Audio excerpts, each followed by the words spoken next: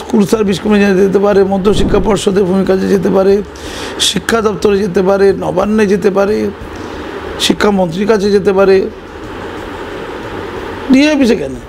যদি আপনার চিঠিটা গিয়ে পৌঁছতো, যদি এই আলোচনাতে সরকার সদিচ্ছা দেখিয়ে রাখতো আপনাকে, তার পরিপ্রেক্ষিতে যদি সমস্যার জট কাটতো, এটা বেশি গুরুত্বপূর্ণ ছিল না লাঠি চালিয়েছে বলে আপনার ক্ষোভ দেখানো গুরুত্বপূর্ণ ছিল? কোনটা বলুন? এই মর্মে স্কুলগুলোকে নোটিফিকেশন করে তাদের নাম কাটতে বলা নির্দেশ। নাহলে হেডমাস্টার কী করবে? নাম রাখবে কি না রাখবে এই নির্দেশিকা দেওয়ার মালিক তো সুপ্রিম কোর্ট কী বলেছে, কোনো নাম তো বলে দেয়নি সুপ্রিম কোর্ট। সেইটার মালিক হচ্ছে ডিআই অফিস, আর ডিআই অফিসকে এটা ঠিক করে দেওয়ার মালিক হচ্ছে শিক্ষা দপ্তর এবং পশ্চিমবঙ্গ সরকার। তো যে শিক্ষকরা বেরিয়ে যাবে মানে 26,000, তার মধ্যে কাঁকরও আছে, চালও আছে, ভালো আছে, মন্দ আছে, টেন্টেড আছে, আনটেন্টেড আছে। সেই শিক্ষকদের বেতনের কি হবে? তারা কি বেতন পাবে না? যদি বেতন না পায় তাহলে স্যালারিতে তাদের নাম বাতিল হতে হবে। তো মৃদু লাঠিচার্জ করলে ওরকম দাগ হয়? আমি তো কেউ দেখলাম কাপড় চোপড় খুলে বড়ির দাগ দেখাচ্ছে। তাই ইন্ডোর স্টেডিয়ামে দুজন শিক্ষক কথা বলছে, সে খালি দিদি ভজনা করছে। যে দিদির জন্য আজকে এই দুরবস্থা, মূলত দায়িত্ব তার কি ভজনা করার ওটা অনুষ্ঠান ছিল? উই ওয়ান্ট জাস্টিস বলে তিলোত্তমার জন্য যে সকল শিক্ষকরা তোলপাড় করেছে, তারা এর আগে গান্ধী মূর্তি, মাতঙ্গী রাজনা মূর্তি পাদদেশের জন্য কোনোদিন লড়াই করেনি। পরিষ্কার বলছি, এখনও যোগ্য আলাদা করা যায়। যোগ্য আলাদা করে সুপ্রিম কোর্টের কাছে অ্যাপিল করুক, রিভিউ পিটিশন করে বলুক এগুলো যোগ্য। ডিস্ক চালিয়ে দিয়েছে, ওই মার্কশিট পুড়িয়ে দিয়েছে, তারপরেও অভিজিৎবাবুর যে দাবি করছে, দু একটা আত্মহত্যাও করবে। আবার যাদেরকে টাকা দিয়েছে ওরা, তারা নাকি এত প্রভাবশালী, ওরা বলছে নাম বলা যাচ্ছে না, এত প্রভাবশালী। কতটা মেরুদণ্ডহীন না সমাজ? কেউ সুইসাইড করতে যাবেন না, কেউ গাছতলায় বসে হাসাহাসিও করবেন না। সততার দিদি দয়াল মনে সব কি পুষিয়ে দেবেন না? তারপর লিখেছি, জাতির মেরুদণ্ডের কি নিদারুণ অধোগতি, তাই শিক্ষকের শরীর লক্ষ্য করে সজোরে লাথি। শিক্ষকের মর্যাদা ইকুয়াল টু পুলিশের নগ্ন কামড় আর লাঠি। এই ছায়াপথে লুকিয়ে শিক্ষক সমাজের করুণ পরিণতি। চাকরিহারাদের পাশে আবারও অভিজিৎ গঙ্গোপাধ্যায় দাঁড়িয়েছেন সাধারণ মানুষ থেকে শুরু করে আরজিকর অভয়ার যে মৃত্যুকাণ্ডের সময় যারা পথে নেমেছিলেন তারাও। কিন্তু কোথাও গিয়ে আদৌ কি যে 26,000 জন চাকরি হারিয়েছেন তারা সত্যিই কি চাকরি ফিরে পাবেন? কিংবা যারা চাকরি হারিয়েছেন তাদের মধ্য থেকে কি যোগ্য অযোগ্য কারা সেটা কি বাছাই হবে? এই মুহূর্তে আমাদের সাথে রয়েছেন পদ্মশ্রীপ্রাপ্ত কাজী মাসুম আক্তার। আপনাকে বাংলা হান্টে স্বাগত জানাচ্ছি। প্রথম যে প্রশ্নের দিকে ঢুকছি, গতকাল দাদা আমরা স্যার দেখলাম আমরা যে একেবারে ডিআই অফিসে নিজেদের যোগ্যতার প্রমাণের জন্য শিক্ষকরা গিয়েছিলেন এবং সেখানে পুলিশের লাঠিচার্জের সম্মুখীন হয়েছেন। আপনি একজন শিক্ষক, আপনি পদ্মশ্রীপ্রাপ্ত, আপনি এই বিষয়টি কিভাবে দেখছেন? দেখুন, ডিআই অফিসে কালকে যেটা হয়েছে, আমি ডিআইয়ের সাথে কথা বলেছি কালকেই। আমি যতদূর জেনেছি এর দ্বিমুখী প্রতিক্রিয়া আছে, এক পেশে কথা বলা ঠিক নয়। প্রথমত এই শিক্ষকরা ডিআই অফিসে গিয়েছিল কেন? ওই যারা আন্দোলনকারী তাদের একজনের ইন্টারভিউ শুনছিলাম, তিনি বলছেন যে আমাদের হকের চাকরি চলে গেছে, সেই জন্য। হকের চাকরি ফিরিয়ে দিতে পারে কি ডিআই অফিস? তো পরিদর্শক অফিস, স্কুলগুলোতে পরিদর্শক করে দেয় আর স্যালারিটা করে নেবে। দেখেন, তো সেই অফিসে গেছে কেন? চাকরির দেওয়া নেওয়ার মালিক কি ডিআই অফিস? ভুল জায়গা তো ওটা। স্কুল সার্ভিস কমিশনে যেতে পারে, মধ্যশিক্ষা পর্ষদের ভূমিকাতে যেতে পারে, শিক্ষা দপ্তরে যেতে পারে, নবান্নে যেতে পারে, শিক্ষামন্ত্রীর কাছে যেতে পারে, ডিআই অফিসে কেন? নাম্বার 1। নাম্বার 2, ডিআই অফিসে ওরা তাহলে গিয়েছিল অন্য কারণে। খুব পরিষ্কার করে বুঝতে হবে, আবেগে ভেসে কিচ্ছু হবে না। স্যালারি পোর্টাল কালকে দুপুর পর্যন্ত খোলেনি।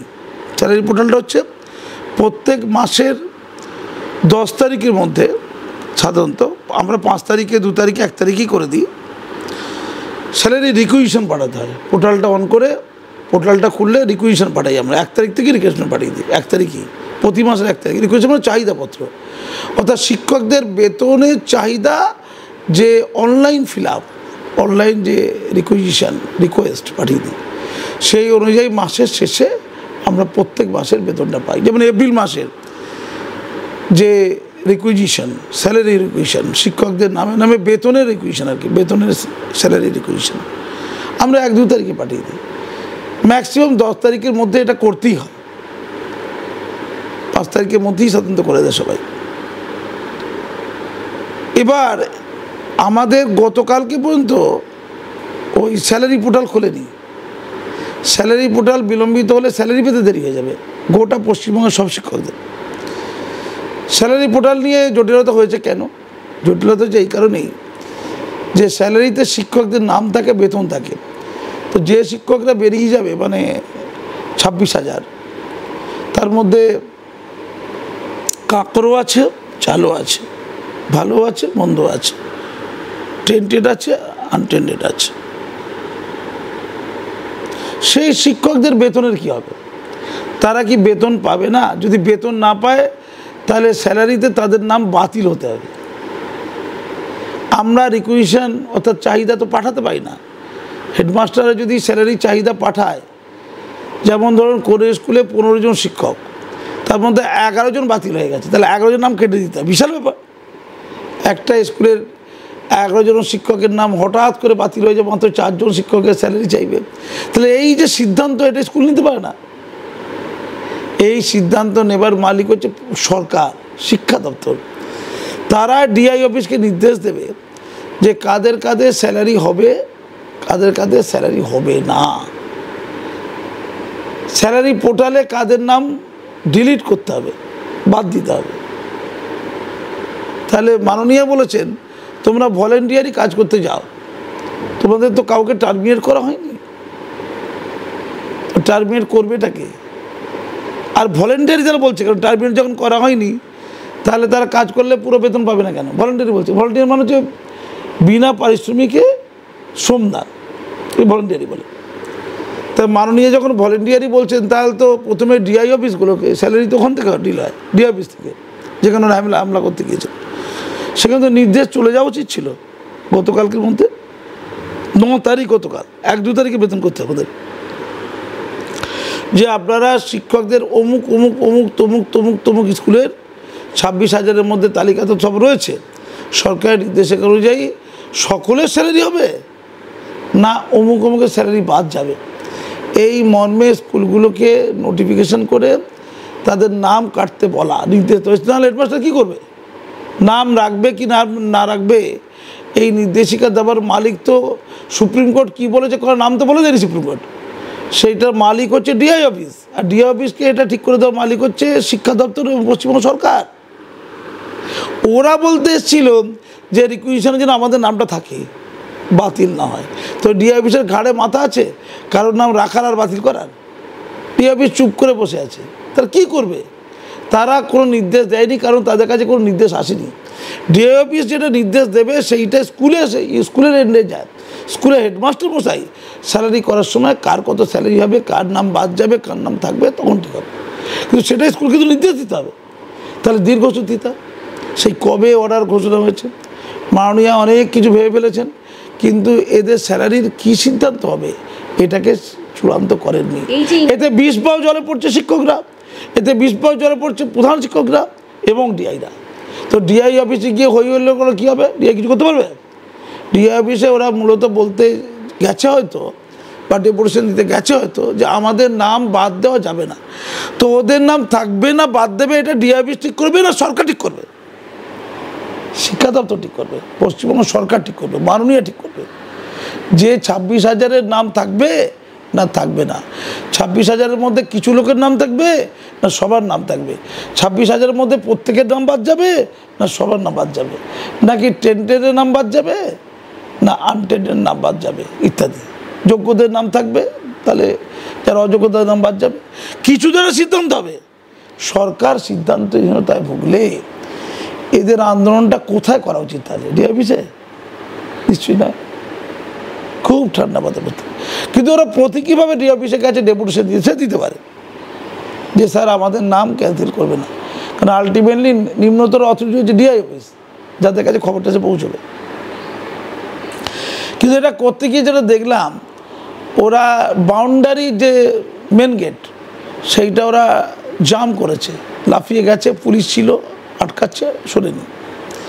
এটা করতে গিয়ে নাকি দরজা ফরজার বা কিছু জায়গা নাকি ক্ষতি হয়েছে, আমি ডিআই অফিস সূত্রে জানতে পেরেছি।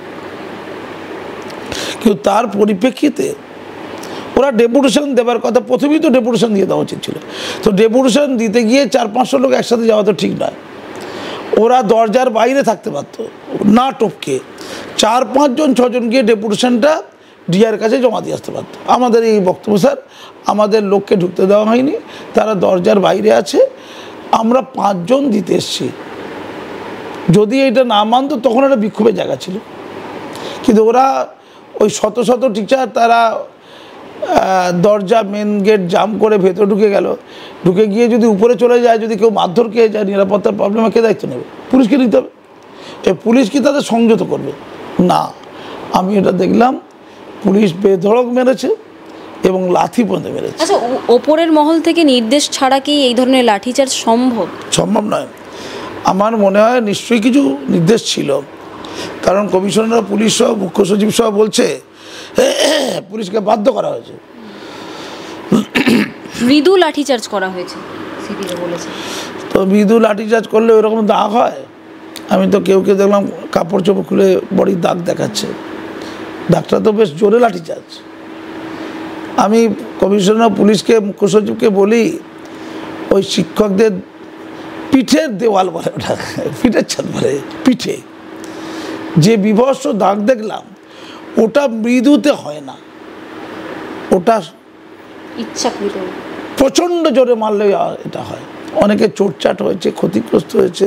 দমিয়ে দেওয়া এটা কোনো পদ্ধতি হতে পারে না। তো মোটিভটা বুঝতে হবে। ওরা যদি ভুলও কিছু করে, ওরা খুব অসহায়, ওরা উদ্বিগ্ন, নিজের ছেলে মেয়ে ভাবতে পারে। তো এই যে শিক্ষকরা, তাদের তো নিজের ছেলে মেয়ে ভাবলে তো হয়, যে তার বউ বাচ্চা দুজনেরই, বউ এবং শিক্ষক দুজনেই চাকরি চলে গেছে, স্বামী স্ত্রী চাকরি চলে গেছে, ইএমআইটা দেবে কী করে? তা তো পাগলা হয়ে যাবে। হঠাৎ করে পুলিশের বেতন বন্ধ করে দেবো কাল থেকে। আচ্ছা স্যার, গতকাল দেখলাম ডিআই অফিসে এইভাবে তারা ডেপুটেশন জমা দিতে গেছিলেন যারা চাকরি হারিয়েছেন। অপরদিকে কলেজ স্ট্রিট থেকে তৃণমূলে টিএমসিপি তরফ থেকেও একটা মিছিল বের করা হয়েছে যে 26,000 জন্য চাকরি হারিয়ে গেছে, এর পেছনে বিজেপি আর সিপিএমের মদদ রয়েছে। রাজ্যে ক্ষমতা রয়েছে তৃণমূল, সেই তৃণমূল সরকারের বিরুদ্ধেই তৃণমূল পথে নামেছে। দেখুন, সদিচ্ছা বলে কথা আছে। আমি কালকে একটা পোস্ট করেছিলাম, মানে বক্তব্য রেখেছিলাম, গত পরশু বক্তব্য রেখেছি, কালকে প্রকাশিত হয়েছে, পরশু মনে হচ্ছে প্রকাশিত হয়েছে। সেটা হলো একটা টিভি চ্যানেলে প্রাক্তন জাস্টিস অভিজিৎ গাঙ্গুলি সাহেব এবং পার্থ বসু মাননীয় শিক্ষামন্ত্রী, এই দুজনের একটা কথোপকথন হয়েছিল। তারপরে ঠিক হয়েছিল যে একটা চিঠি করবেন অভিজিৎ বাবু, চিঠিটা দেবেন মুখ্যমন্ত্রীকে। শিক্ষামন্ত্রী টিভিতেই বললেন যে স্যার, নবান্নে আপনি যাবেন না, কে আপনাকে রিসিভ করবে তার ঠিক নেই, আপনি বরং আমাকে বিকাশ ভবনে দিন, আমি চিঠিটা নিয়ে অবশ্যই মুখ্যমন্ত্রীকে দেব। কি চিঠি? যে কি করে চাকরি প্রার্থীদের সমস্যার সমাধান করা যায়, চাকরি প্রার্থী নয়, এই বঞ্চিত শিক্ষকদের, যাদেরকে বিতাড়িত করা হয়েছে চাকরি থেকে, যাদের চাকরিচ্যুত করা হয়েছে হঠাৎ করে, তাদের যোগ্য টিচার যারা, তাদেরকে কি করে আবার তাদের স্বস্থানে ফিরিয়ে দেওয়া যায়, তার কিছু প্রকৌশল, তার কিছু ব্যবস্থাপনা। যেহেতু অভিজিৎ বাবু শুধু জাস্টিস ছিলেন না, তার আগে স্কুল সার্ভিস কমিশনের অ্যাডভোকেট ছিলেন। তিনি বলছেন আমার কাছে যোগ্য শিক্ষকদের তালিকা ঠিক করে দেওয়া, যোগ্য শিক্ষকদের সমস্যা দূরীভূত করা এবং তাদের কর্মে পুনঃবহাল রাখা, তার চাবিকাঠি জানা আছে। পশ্চিমবঙ্গ সরকার সাহায্য চাইলে আমি পশ্চিমবঙ্গ সরকারকে সাহায্য করতে পারি। বার্তাও বললেন ঠিক আছে, সেই মর্মে মুখ্যমন্ত্রীকে চিঠি করুন। উনি বললেন ঠিক আছে, আমি তাহলে আপনার কথা মতো বেলা 12টার সময় চিঠি নিয়ে বিকাশ ভবন যাচ্ছে। শিক্ষামন্ত্রী বললেন স্যার, 12টার সময় আমার মিটিং আছে, আপনি 2টোর সময় আসুন, আমি আপনার চিঠি গ্রহণ করব, সেটা আমি মাননীয় মুখ্যমন্ত্রীর কাছে পাঠাবো। আমি অত্যন্ত সাধুবাদ দিয়ে এই প্রচেষ্টাকে সদিচ্ছার প্রচেষ্টা বলেছিলাম। যখন 2টোর সময় গতকালকে জমা দিতে যাচ্ছেন শিক্ষামন্ত্রীর হাতে কে মাননীয় অভিজিৎ বাবু, তখন তার কাছে খবর যায় যে কসবাতে নির্বিচারে লাঠি মারা হচ্ছে শিক্ষকদের, চাকরি থেকে বঞ্চিত শিক্ষকদের। তিনি প্রতিবাদে বিকাশ ভবন না গিয়ে তার তৈরি করা চিঠিটা হাতে নিয়ে তিনি সাংবাদিকদের সামনে কুচি কুচি করে ছিঁড়ে ফেলে তিনি তার এই দৌত্য যাত্রা, এই সদিচ্ছার যে প্রকাশ, সরকারের সাথে বসার যে প্রচেষ্টা সমস্যার সমাধানের, সেটাকে নষ্ট করে দিলেন। আমি মানছি ওনার ক্ষোভ বিরক্তির কারণটা, কিন্তু আমি অবাক হয়ে যাই।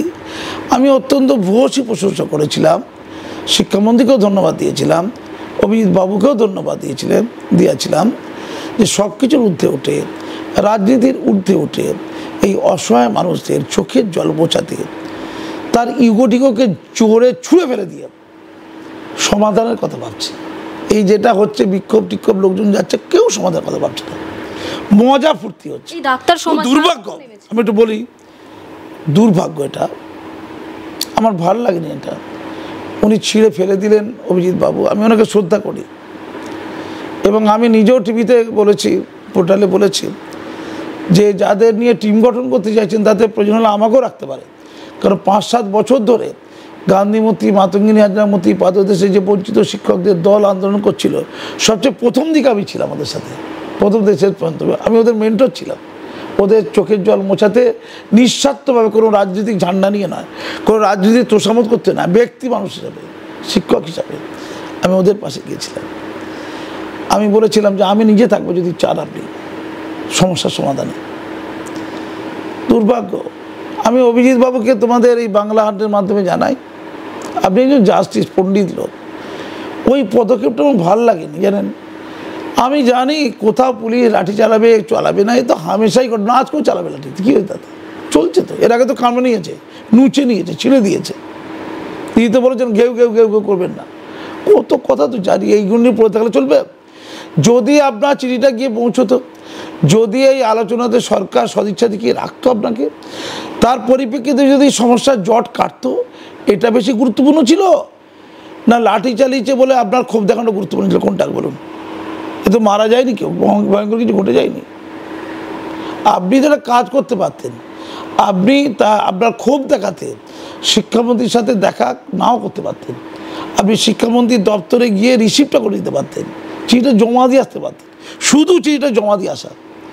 আপনি বলতে পারতেন সেক্ষেত্রে যে আমি চিঠিটা কথা নেই জমা দিলাম, কিন্তু শিক্ষামন্ত্রীর সাথে কথা বলার জন্য যে মানসিক স্থিতি আমার আর নেই, যেভাবে পুলিশ লাঠি চালিয়েছে। আমি সেই বিক্ষোভ জানিয়ে, সেটাকে ধিক্কার জানিয়ে শিক্ষামন্ত্রীর সাথে সাক্ষাৎ করলাম না, কিন্তু তার দপ্তরে আমি যদি এসে গেছি, তাই তার দপ্তরে চিঠিটা জমা দিলাম সদিচ্ছার স্মারক রাখতে, সরকার যাতে দিশা খুঁজে পায় এবং সেই দিশাকে কাজে লাগায় ওই অসহায় শিক্ষকদের রক্ষা করতে।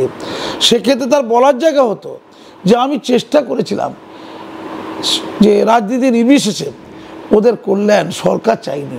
উনি বলতে পারতেন, পলিটিক্যালি ওটা ভালো ছিল, সঠিক ছিল, কারেক্ট ছিল, কিন্তু উনি কার প্ররোচনায় জানি না, কার উৎসাহে জানি না, বা কী চিন্তা করে উনি করলেন জানি না, চিঠিটা ছিঁড়ে দিলেন। আমি বলছি রাজ্যে এটা সঠিক হচ্ছে না।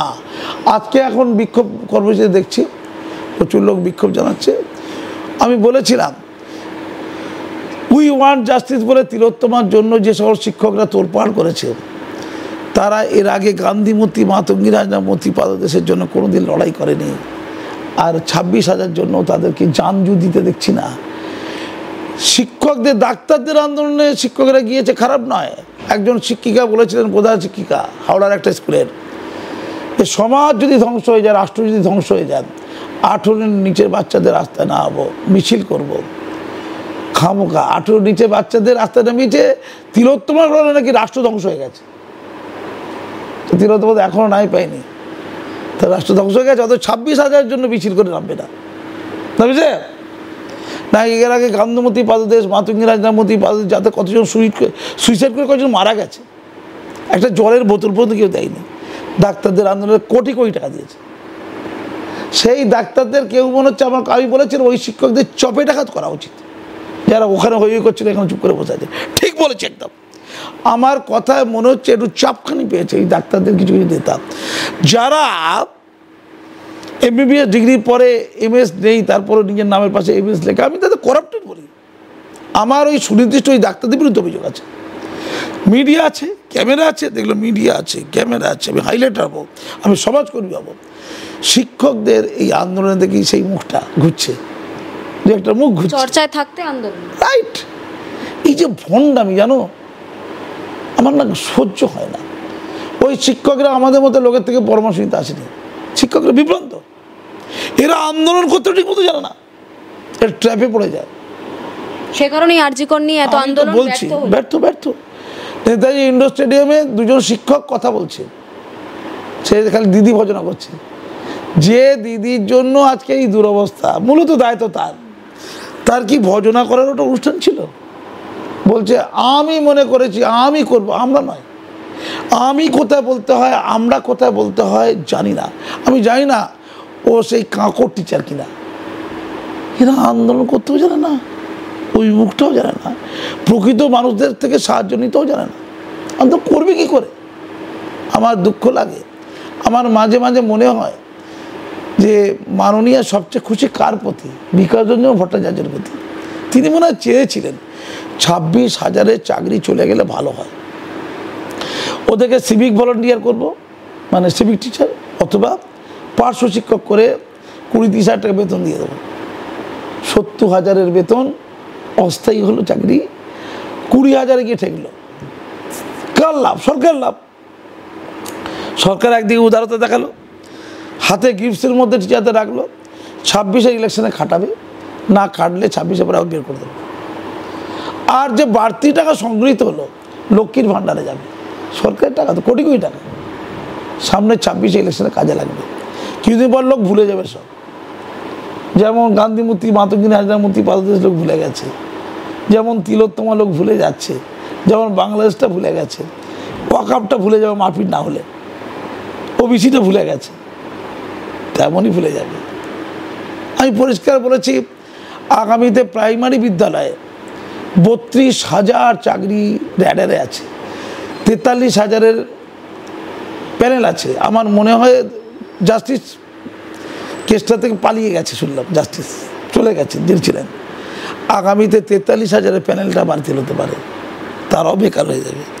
তাদেরকেও সিভিক টিচার করা হতে পারে, তাদেরকেও প্রাইমারি পার্শ্ব শিক্ষক করা হতে পারে। লাভ কার হচ্ছে? মাননীয় সরকারের।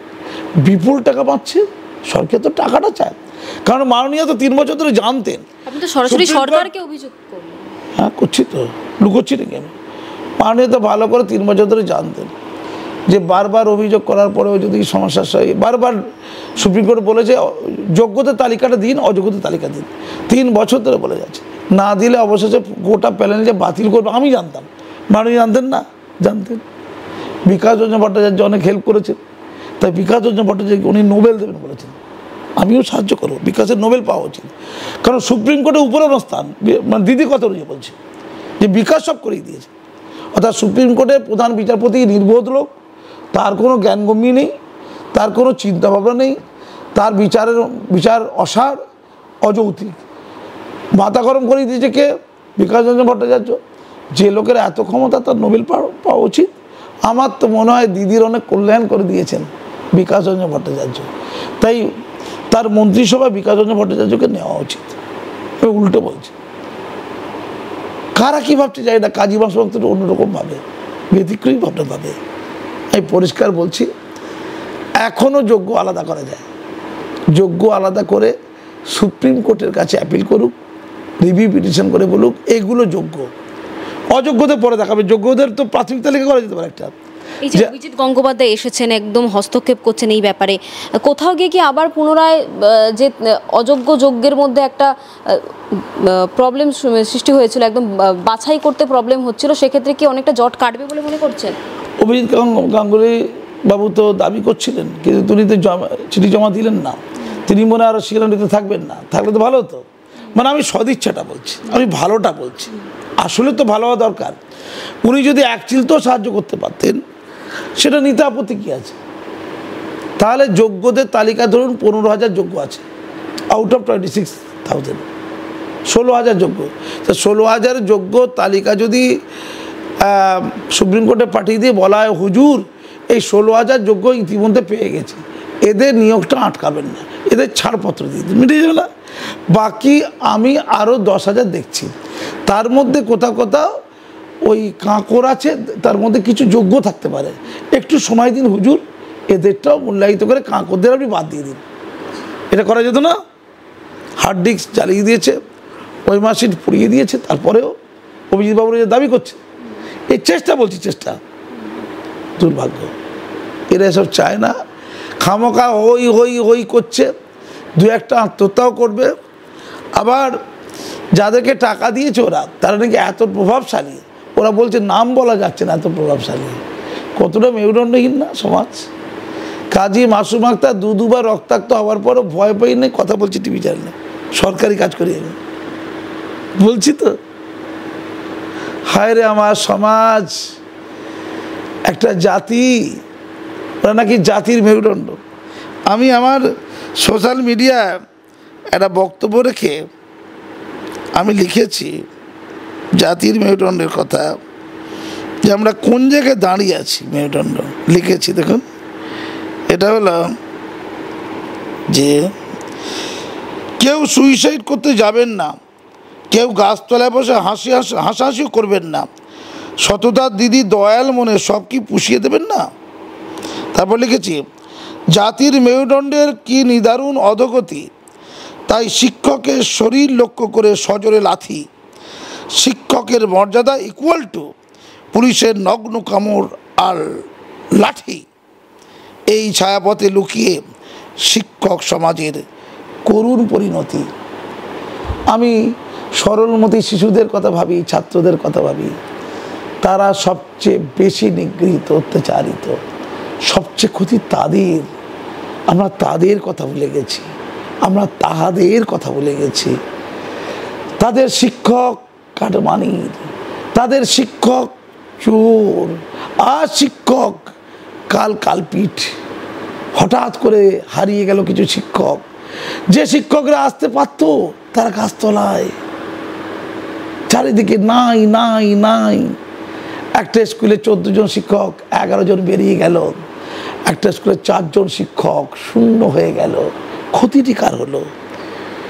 ওই সরলমতি, ওই কুসুমমতি, যাদের আওয়াজ করার ক্ষমতা নেই, সেই শিশু পড়ুয়াদের, সেই পড়ুয়াদের। স্কুল, ওদের কান্না আমাদের চোখে আসেনি। ওদের যারা মেরুদণ্ড শেখাবে, সেই মেরুদণ্ড কাঁদছে, তারা ইএমআই দিতে পারছে না, তারা তাদের সন্তানদের স্কুলের ফিস দিতে পারবে না, বাড়ির দুধ কিনতে পারবে না, পিতামাতার ওষুধ কিনতে পারবে না। তারা ডাক্তারের কাছে গিয়ে বলছে আমরা আত্মহত্যা করতে চাই, শতপ্রণোদিত হয়ে। কিভাবে করব স্যার, কোথায় আমাদের হবে ঠাঁই? তাদের দুঃখের কথা শুনে বাবা মারা ইতিমধ্যেই মারা গেছে হার্ট অ্যাটাক করে, জানি না আর কত লোক মরবে। শারীরিক মৃত্যুর আগে ওদের যে মানসিক মৃত্যু ঘটে গেছে, শুধু 26,000-এর নয়, তাদের সকল পরিবারের। প্রাইমারি স্কুলের টিচাররা তাকিয়ে আছে, তারা ক্লাসে গিয়ে ভাবছে কদিনের মধ্যে আমার চাকরি থাকবে তো, থাকবে তো, থাকবে তো। বাংলা হান্টের আরো খবর দেখতে নজর রাখুন। বাংলা খবর মানেই বাংলা হান্ট।